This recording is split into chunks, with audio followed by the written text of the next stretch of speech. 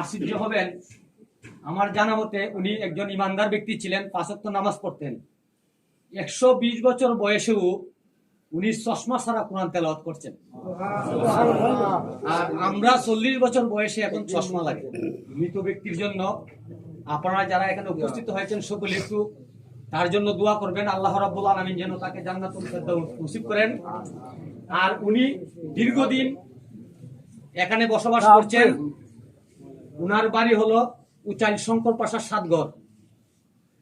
চলা ফেরা করতে গিয়ে হাটে বাজারে পাড়া প্রতিবেশী যাদের সাথে চলাফেরা করেছেন, যদি কোনো ধরনের ভুল বেয়াদবি করে থাকেন তাহলে তার পক্ষ থেকে আমি আল্লাহর হস্তে আপনাদের কাছে মাফ চাই, ওনাকে মাফ করে দিতেন।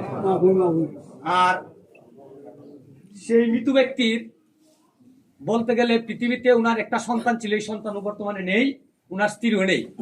উনার আওলাদ বলতে উনার নাতি, উনার পুতের বউ রয়েছে।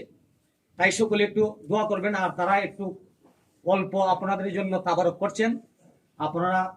আপনাদেরকে দাওয়াত রইল, যদি যান তাহলে অবশ্যই আমরা খুশি হব। দাওয়াতটুকু রেখে আমি আমার কথাবার্তা এখানে শেষ করলাম। আসসালামু আলাইকুম।